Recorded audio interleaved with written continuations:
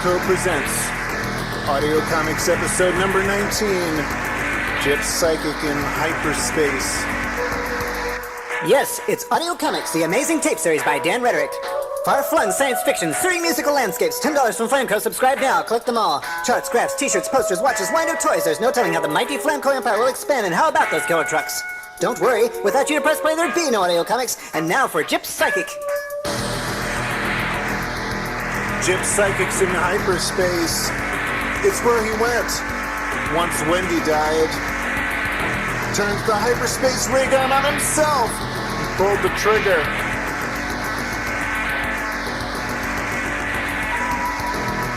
All around him, gray paste pulled through a blender, silent and forgetful. He had no place to go when she died, so what better way to find out? Is hyperspace the same as death? There is something happening here. A separation into shapes. Dark twisted girders growing skin and bone. Plaster and paint like life run backwards from the grave. Squaring out now, a rumble like trucks.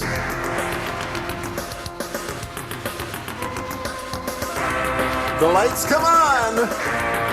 And then, an open space. A room with a hideous smell, like the smell of death. Psychic in hyperspace. Forget the funeral. I got to hear this tape. Psychic in hyperspace. Offend your parents for just $10. It's a truck stop diner. Name of the Greasy Time Cafe. There's an old woman there in a wheelchair.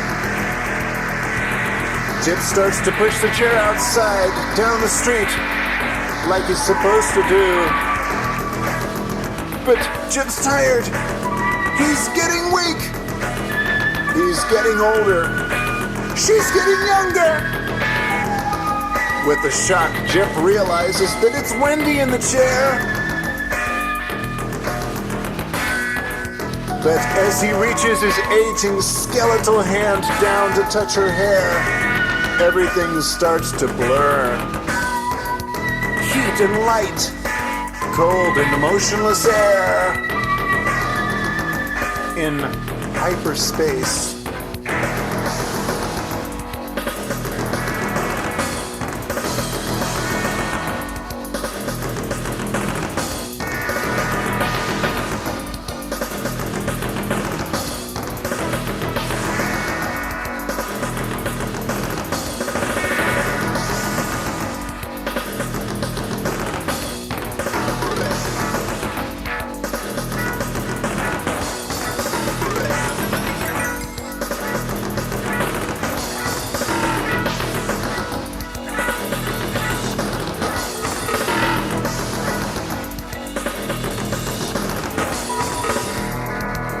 Metallic echoes travel down, down, down.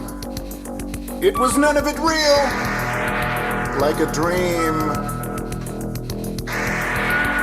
Wendy is gone. At the Bell-to-Candle View Memorial Hospital, an aged Gyp Psychic begins in his hospital bed to die. But is he really there? Or just lost somewhere in hyperspace?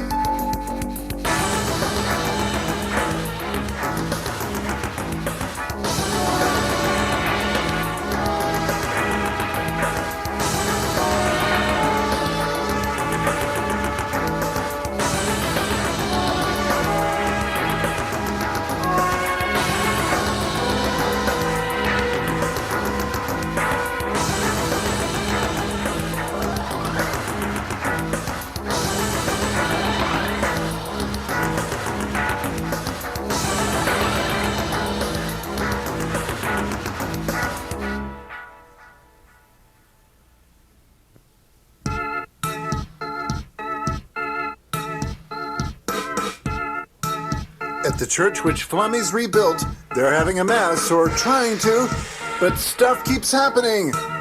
The organ keeps going off, playing by itself. You can't hardly sermonize if you're the priest, but he tries to anyway, since the show must go on. Flammy the robot left just yesterday, having fixed a few things. The priest begins to speak. Truth, he says. His toupee vanishes! A bit of consternation, a murmur from the nave. Well, it's time to pray for those with special problems. For example, Mr. Lamo. You see, he's actually just fine, but he can't walk. He keeps falling down, and he can't afford the operation.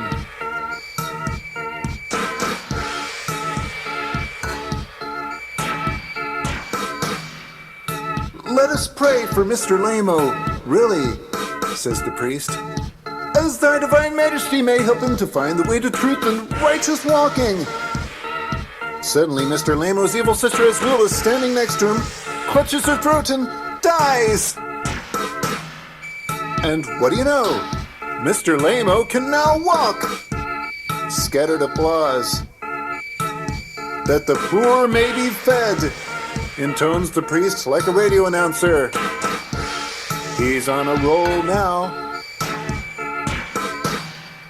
And suddenly on Wall-Eyed Street, the poor are amazed as they turn their eyes skyward to see Egg McMuffins neatly wrapped, flying through the air from skyscraper windows. And to bring thy heavenly kingdom here on earth. In a hush, the congregation steps together through the front door of the church. They look out upon a shining city, flawless, perfect in every which way. Next, we see them close the doors. The church vanishes.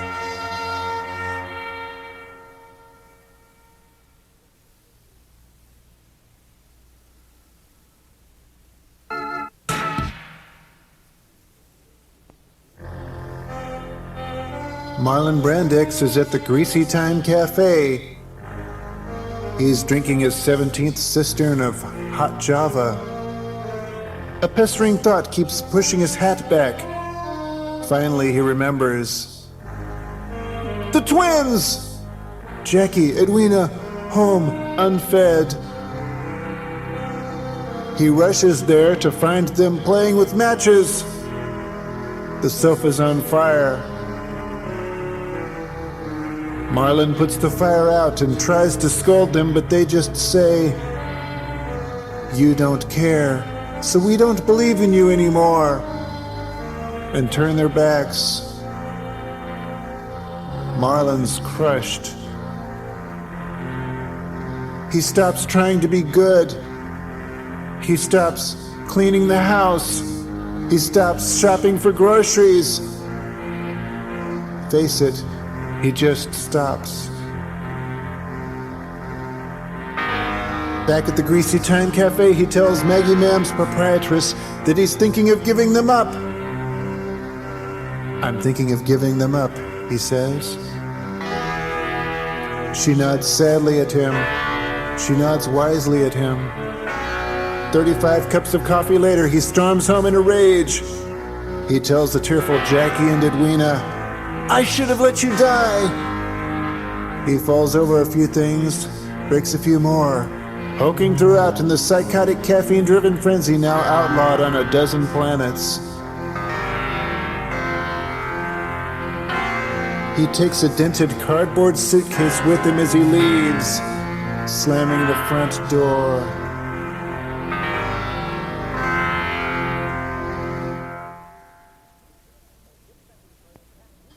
As Jip's Psychic floats perhaps who knows where, we find other events occurring in the Audio Comics universe. For example, in our last episode, number 18, The Rings of Earth, Ricky Shorts is given electroshock treatments because of his clothes. Also at the end of episode number 18, the killer trucks from the Crab Nebula are on their way to attack the Earth. but don't recognize it because of its new rings, courtesy of Planetary Rings Incorporated. For information about rings for your planet, just dial 1-800-GET-RINGS. That's 1-800-GET-RINGS. But now, back to our story.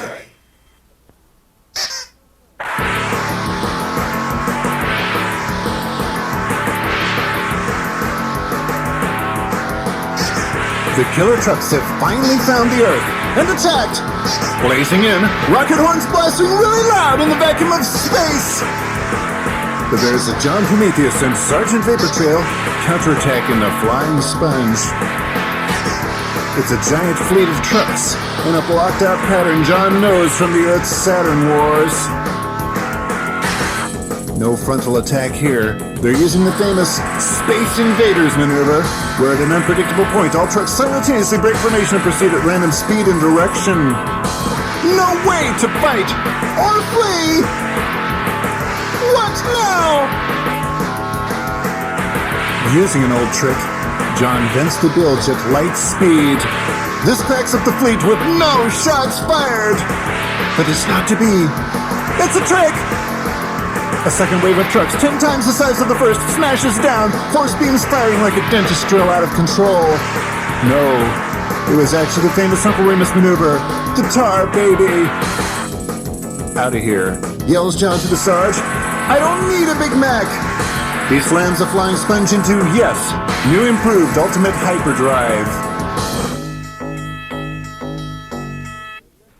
New improved Ultimate Hyperdrive is exactly the same as the old Ultimate Hyperdrive, except that it includes the instruction manual.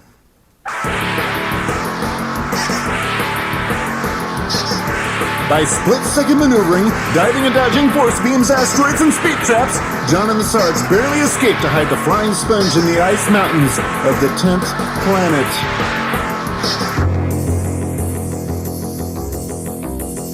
Giant cathedrals of frozen methane, endless tunnels above and below, a Sargasso sea of blinding white in the alien darkness. It's a stone-cold fact this time. They won't best the killer trucks alone. They need an ally.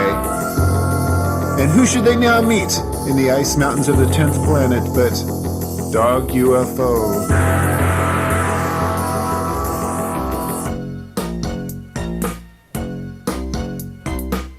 A history of Dog UFO. Dog UFO from the Andromeda Galaxy is from the planet Canis 9, circling a star much like Sirius. The afternoons are scorching hot, a dog day eternity. The workers are dog tired. Their watchdog police state leaves them feeling dogged on the way home. Every dog should have his day, but here they still suffer from being unable to learn new tricks. Thus, Dog UFO is unleashed to point the way to a better life elsewhere. Having been sicked on planet Earth, their hydrophobic attack then foiled by you, Floyd Compact Car, Dog UFO is ordered to stay and help the Earth against future attacks. And so took up orbit around the moon, where the canine crew practices elaborate vocal harmonies. And now, for the first time on their first leg of a 10th planet spacewalk, they meet with famed space heroes John Prometheus and Sergeant Vapor Trail to now powwow how to stop those killer trucks.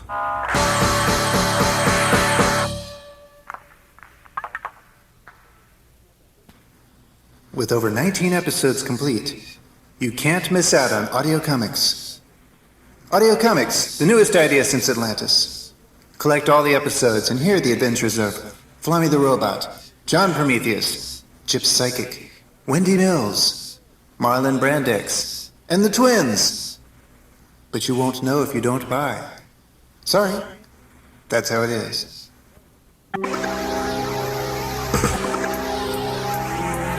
On planet Earth, the magic painting is free! Free at last! Though it looks like the Blue Boy, its original name was Flatman from the planet Abbott. Flatman was the leading mathematician and physicist of the planet Abbott. But then he committed a crime! You see, Flatman lived in a world of 2 dimensions, but he suspected a third. Other flat people found his theories quite bizarre. They laughed at him! One day, however, the Flat Bank and Trust, which had the most advanced vault of all, Abbott, was in the flat news as holding the famous Hopeless Diamond. Flatman knew that this was his chance for a spectacular feat. If he could take the Hopeless Diamond from the Flat Bank and Trust vault, he would be known a genius! That night outside the bank, he simply walked around the walls via the 3rd dimension. The next day, the flat tabloids screamed about the theft. Who could have done it? As Flatman entered City Hall to present the mayor of Abbott with the Hopeless Diamond as proof of his theories, he was attacked by the Flat Police, called Flatfoot's thereabouts, as a diamond thief. Flatman had no choice. He escaped into the 3rd dimension, where he suffered many adventures. Now, trapped in a picture frame, he drifts through an open window, coming to rest on the wall opposite the foot of the hospital bed of Jip, Psychic.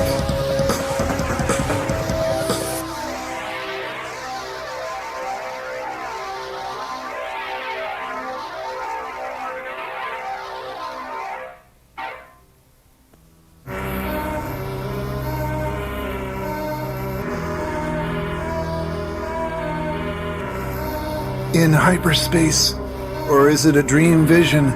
Jip's walking down a street in Mexico when he spots someone lying in an alleyway with a small boy and a donkey standing over.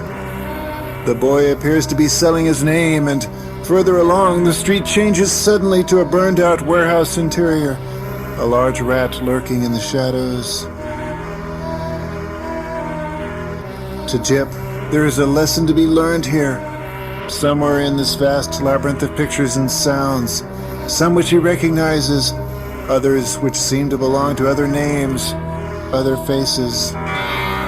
Left, straight for 2, then right. Basement into basement, ashes, splintering crates, ethereal 30-watt bulbs in a maze of pipes, the feel of 1,000 miles of mass overhead. He comes at last to a gray, dust-covered iron door. Jip pushes against the door. Nothing. Empty corridor behind him. Nothing back there. He leans with all his might against the door. With a cracking sound, it begins to open. A rain of grit and dust from the edge above. And now for a song.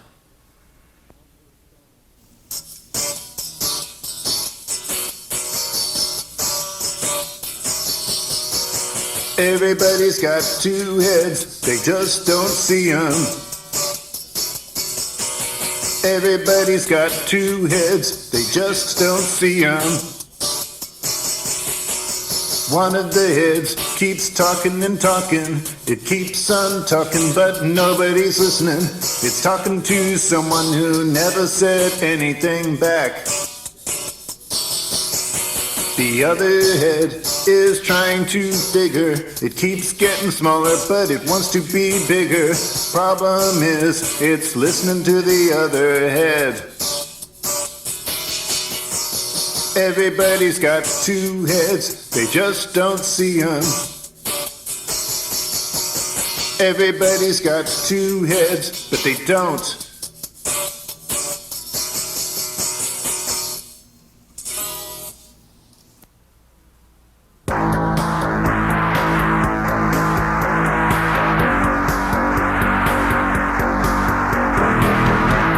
And now for the conclusion of Jip Psychic in Hyperspace. Believe it or not, But there are memories in hyperspace. You just have to make them yourself to look at.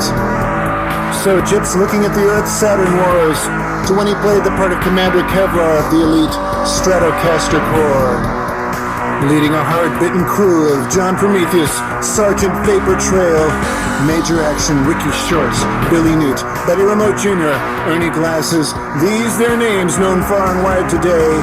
Kevlar's ruthless strategies were doomed Earth's last hope.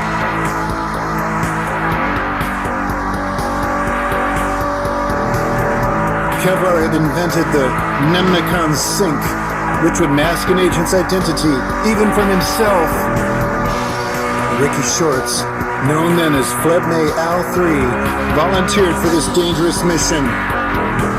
This was a terrible decision for Kevlar to make, watching his friend lose his personality, name, knowledge.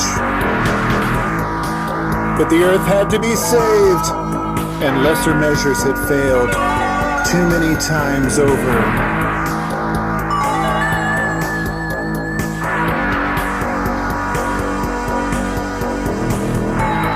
This vision fades, and in the hyperspace basement, Jip's psychic has opened the door far enough. Now he's through into a weird greenish glow coming from a further room. In sudden shock, he realizes a huge figure is towering over him. It's Flammy the robot, frozen in place, covered in dust, turned off, dead. Who's to say? Next to Flammy, an even larger robot. The nameplate on its chest reads, Boxor. Jip passes them by and approaches the source of the greenish glow. But pursuing it room after room, corridors down, he never sees it. It's as if he's being lured to some terrifying apocalypse.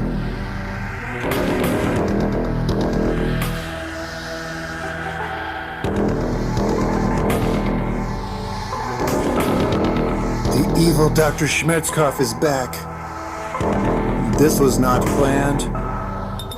He had closed his no-time stasis capsule when he set the Pandemonium 235 universe bomb to explode, expecting to come back to a new universe. He thinks that this is the next universe, but it isn't. It's actually our universe. About 3 days later. Since the Pandemonium 235 universe bomb didn't work exactly the way it was supposed to, as explained in episode number 16, we're still there, taking up space and time. How can this be? There is still no sign of his assistant, Dr. Kildare, so there's no one to ask. You see, there is only room in the no-time stasis capsule for Schmerzkopf alone. Walking down Main Street, he spies a vicious ice cream truck careening toward him. The driver looks to be Kildare. Schmerzkopf thinks to himself, it's not real. And then a vanilla chocolate, strawberry, orange sherbet, Rocky Road, peppermint fudge, triple coffee, heath by Neapolitan, maple nut, tofu, pineapple, pistachio, disaster! He wakes up in a hospital bed at Belle de Candleview Memorial Hospital, next to where Jip's psychic lay dying.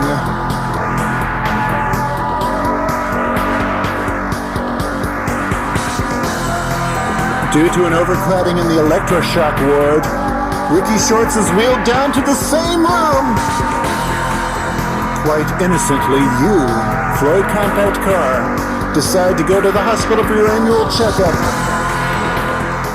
And what about Flatman, trapped in the Blue Boy frame? By Audio Comics episode number 20. Assassins from Another Age.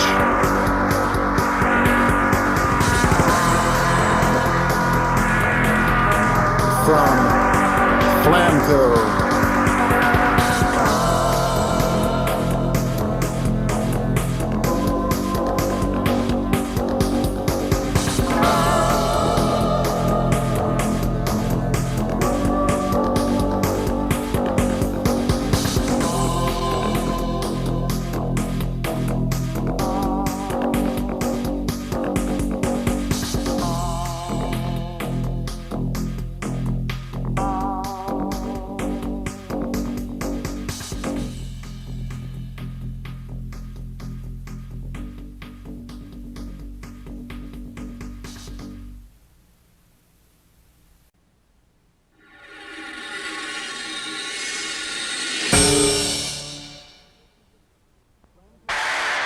Flamco presents Audio Comics episode number 20, Assassins from Another Age, by Dan Rhetoric. Assassins from another age,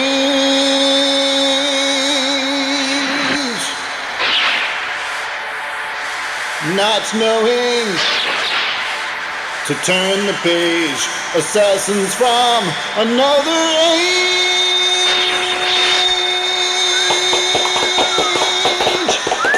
Thank you.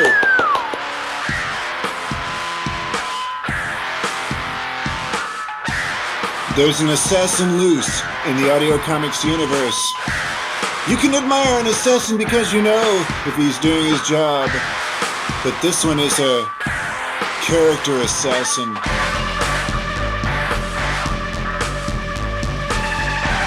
His name, here, now, is John Doe. And before the day is through, he will have killed someone near and dear to us all. He moves so quietly through the fabric of this reality that we don't know where he is. So we have to pick up the story where he was. At Bell to Candleview Memorial Psychiatric Hospital. Assassins from another age. Number 20, yeah.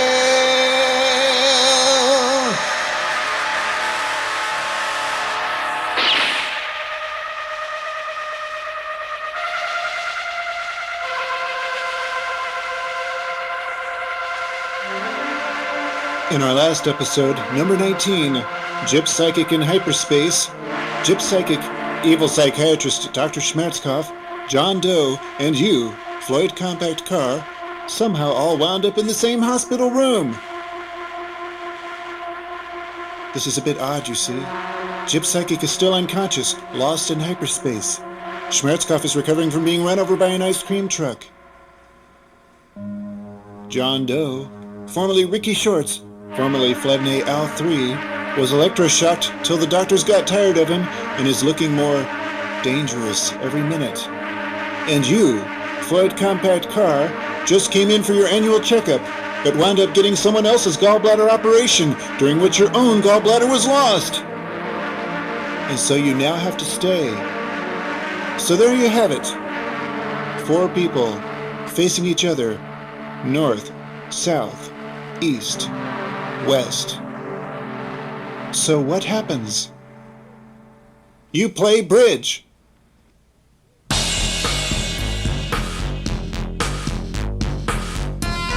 After 3 rubbers, John Doe accuses you, Floyd Compact Car, of cheating!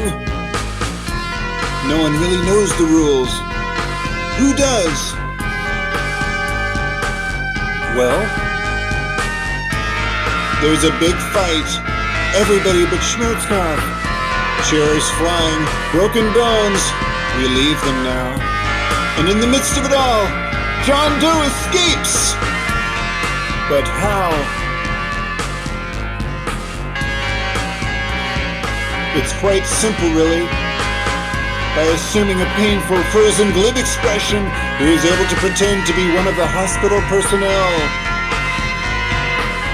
In this way, he is able to walk out the front door of the hospital quite unnoticed. Assassins from another age.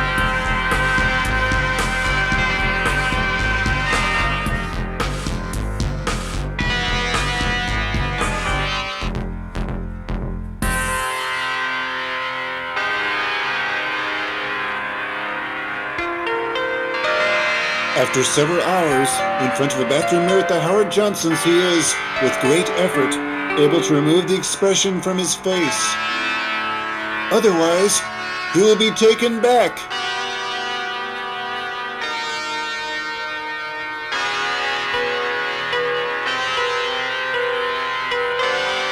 You see, hospital workers are no longer allowed off of the grounds. He's getting hungry. So taking out his official Audio Comics map of the universe, he finds a place to go eat. The Greasy Time Cafe, Route 666.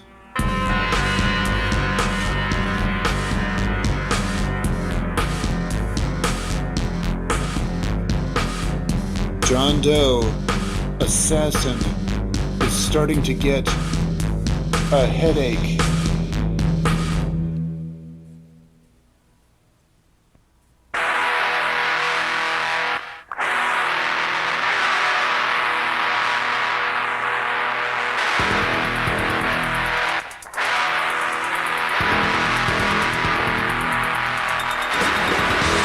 On board Dark UFO, which is curbed on the 10th planet, John Prometheus and Sergeant Fur Patrol are having tea with the Eternal Dogs. Once deadly enemies, they now share a dislike for tea. Noses wrinkle up, tails are still, but it is polite. In the background, a partially disassembled lunar rover, slightly chewed, litters the floor. Topic for discussion: massive fleets of killer trucks from the Crab Nebula. These trucks attack mankind. These trucks ignore the Eternal Dogs. Man and dog alike are not amused.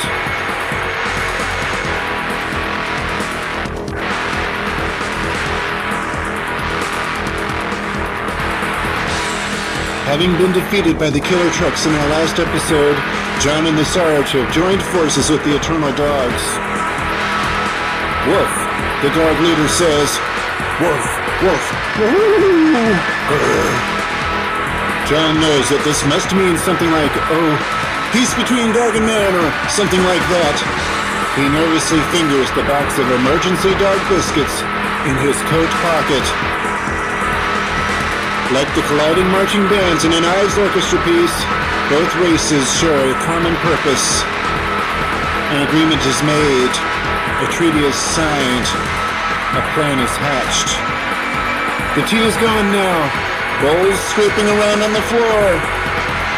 It's time for action. In episode number 20, Assassins from Another Age. Meanwhile, you, Floyd Compact Car, in traction in the now quiet hospital room, decide to tune into the Audio Comics radio show on your antique pocket transistor. No, you don't like radio headphones. Radio headphones are for people who get their directions directly from God. Putting in your slightly waxy earpiece, you hear this.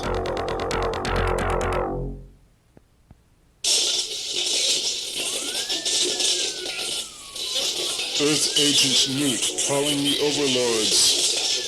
We have discovered a means to easily hypnotize the entire Earth population. We'll send schematics over X-Wave transmitter tonight.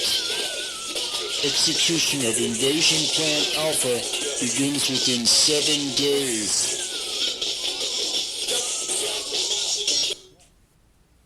What the hell is that? That's not the right station. Oh, here it is.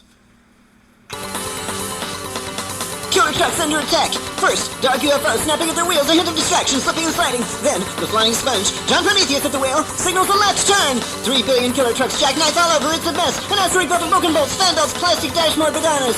Crushed like eggshells of a dangerous curse of free-scanning bubblegum checkout line to infinity. Display station closed. Do not enter. Well, that's it for the killer trucks. Tune in next week as we blast off into the ether world on Audio Comics! By Dan Rhetoric.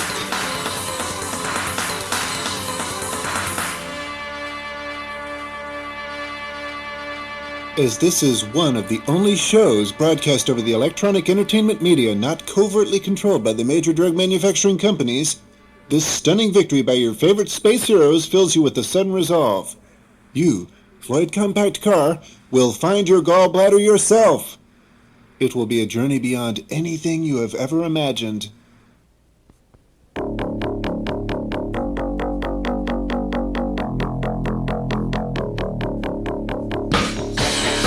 Flamco. Is it a giant factory building?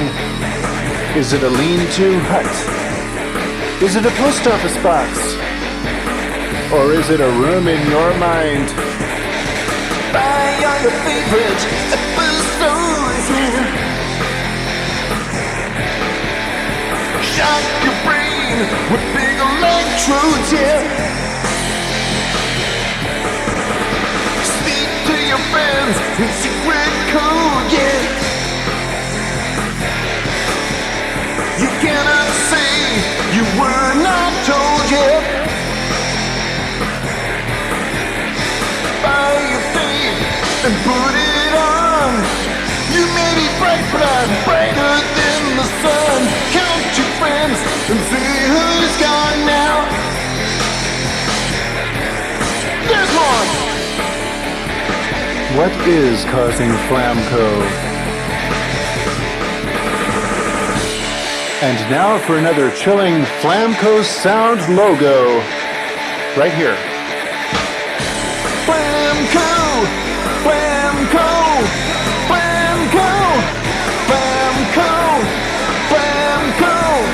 Flamco! Flamco! Flamco! Flamco! Flamco! Flamco!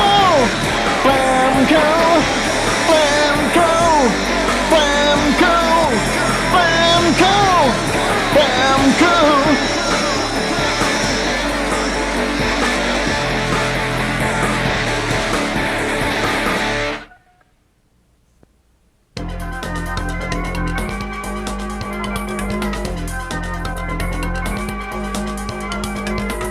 Being as he is, the star of the audio comics series, Flammy the Robot's now taken to healing machines. Flammy version 2.0 is now so well calibrated, he touches broken parts and they run. This causes a problem for mankind. Man had long used the wearing out and obsolescence of machines to solidly mark the era he was in, and this scrambles it. All of the machines on Earth now work. Pull out great knee-high machines in Searcy, Arkansas, discarded past their Nintendo Game Boys all-day track players. Even the Edsels, back from a junkyard grave. For the machines, who like the variety, it's just a matter of faith, here's how. At the same time that man was losing faith in a spiritual side, machines were gaining it. Man's dying burst of creativity realized only in his inventions. And there they were!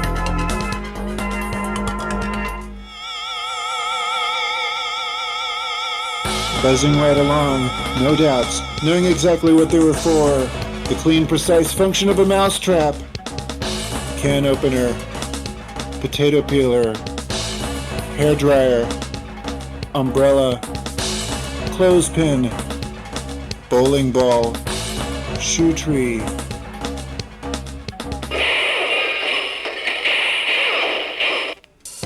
Flammy really identifies with these various appliances, but he can take this a little too far. Once, a dazzling buxom Italian beauty asked Flammy if he'd like to take her to the Sistine Chapel, and Flammy said, "Sure, I'm a big ceiling fan." By the way,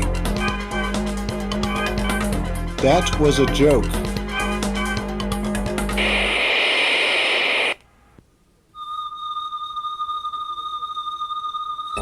John Doe, Ricky Shorts to you, has reached the Greasy Time Cafe, carrying with him a massive headache like a reverse parasol. The sunshine, a hideous apple core to his noggin who needs radio.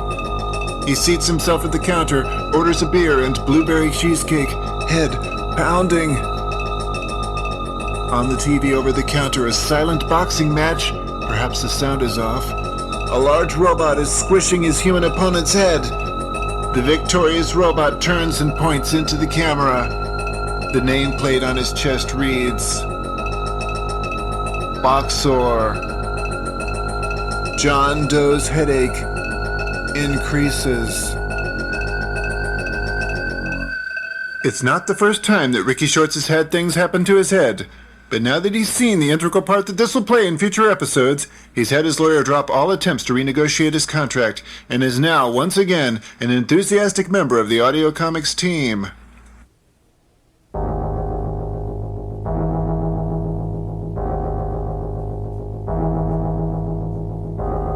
Even before he was the psychic boxer, Ricky Shorts was a saboteur for Stratocaster, the highest Earth echelon in the Earth-Saturn Wars.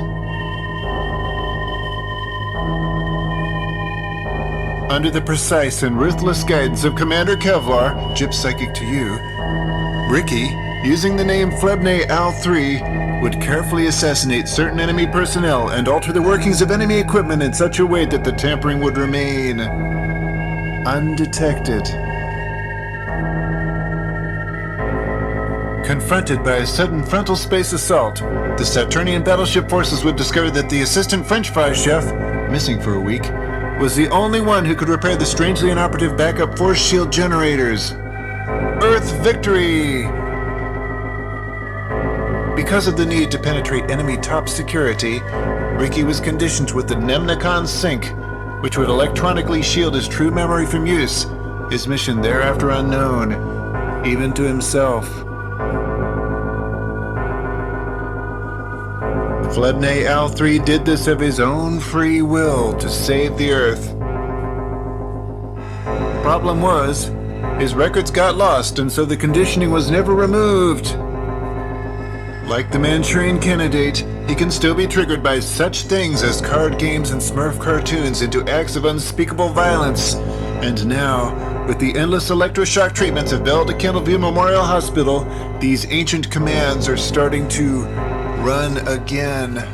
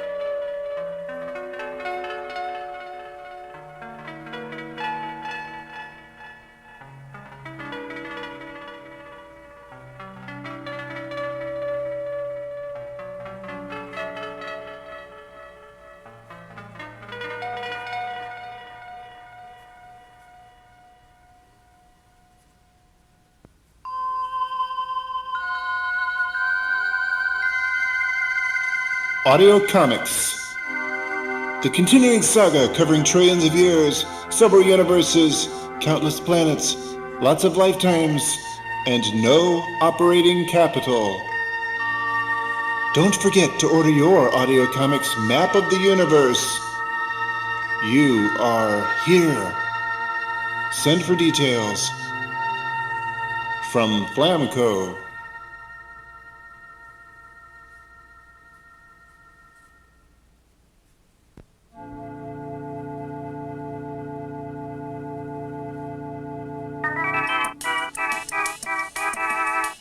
Never underestimate the wrath of a doomed woman.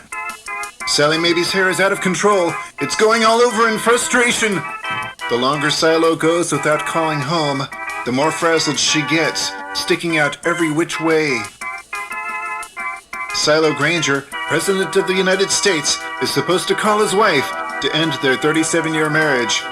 Sally has demanded it. She's more than a roller skating vixen, you know.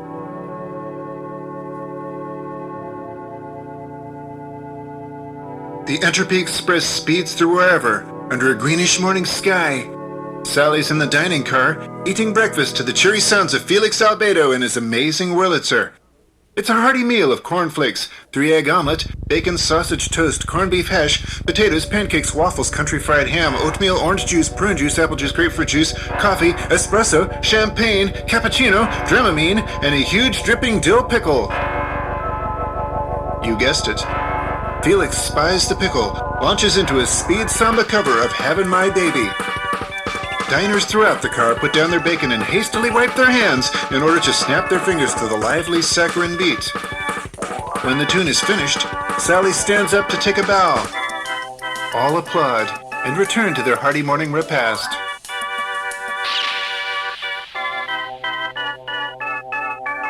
Silo's been gone a long time. She gets up to look. In the phone booth, he's dialing and dialing, looking somewhat perplexed. Before he can spot her, she rushes back to her seat, skating a gravid figure eight along the way. Silo arrives, looking sheepish, a boat with no tiller. He says these words. It was a toy.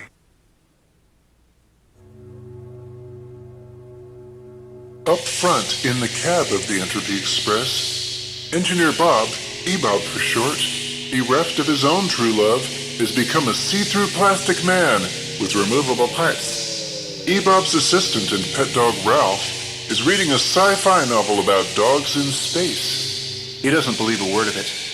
On top of all this, however, the train continues to run smoothly. Sitting there, E-Bob's musing about matters philosophical. For example, imagine switching oceans with deserts. Your ship, buried.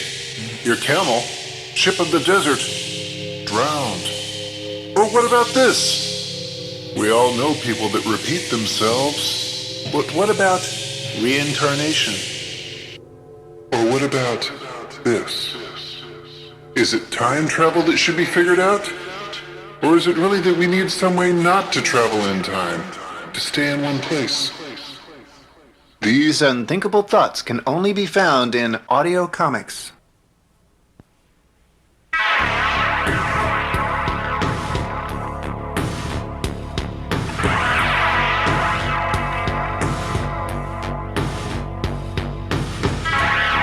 Chip Psychic still pursuing the greenish glow through the hyperspace basement, when at last he comes to a large open room.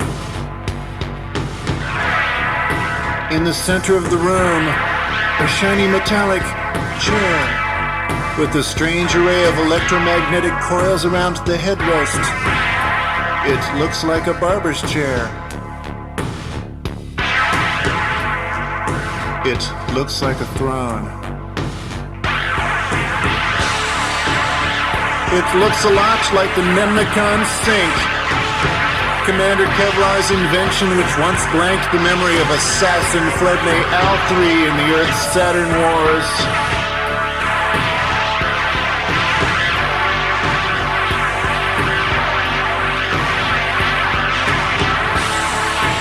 But not quite.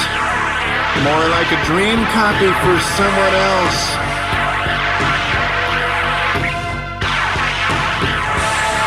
Surrounding it, a greenish glow, strange shadows framed in the after images there. Compelled, obsessed, driven by death wish, curiosity, Jip touches the chair. Cool, a slight vibration, perhaps.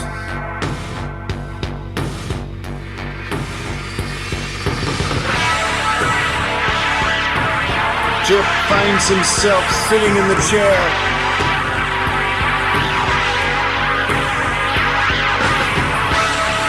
There he sits.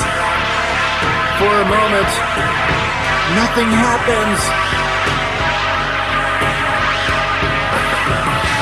And then, a blinding flash, a sickening sensation of speed, the core of a galaxy exploding around him.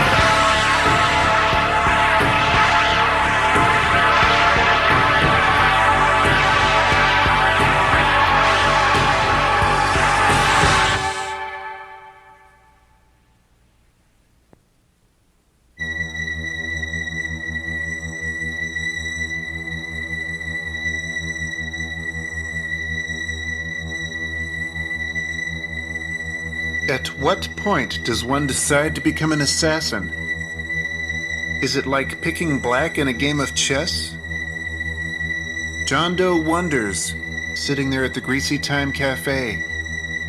He watches a jittery janitor 3 seats over down his 17th cup of Jove. Now there's a case. John Doe's had this feeling several days since escaping from Belle de Candleview Memorial Hospital. In his mind, these words, coming from all around, like a Monsanto theater. Forget. In. Out. Restart. Failure. regret, forever, someone else. Then it starts over.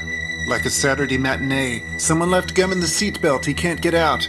A pinball game with one ball, one bumper, one score flashing. You lose. A shopping cart with the bent wheel veering into the shelves. John Doe can't stop thinking in metaphors. Ever since he was brain-shocked, he's been following ancient orders, a secret program like a forgotten computer game never erased, suddenly appearing on the screen. Fledney Al 3, a room of men in white spacesuits. Saturn at the viewport. They turn to salute him.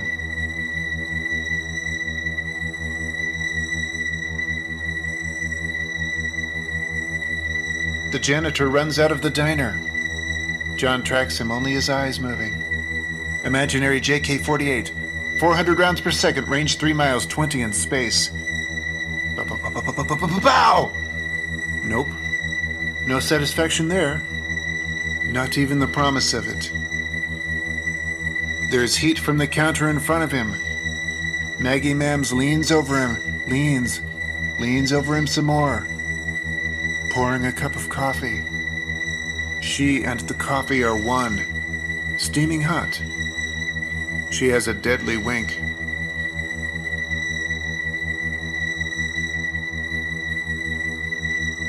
Know anything about light bulbs, sweetie? Why do you ask?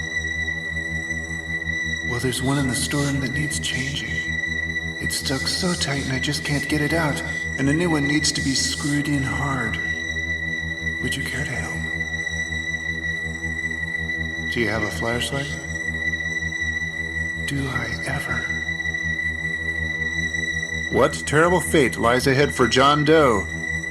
What terrible fate awaits his own future victims? Will he ever recover his true identity? Which one is it? Could he be helped by Flammy the robot? Don't forget to order episode number 21, Wendy's Resurrection.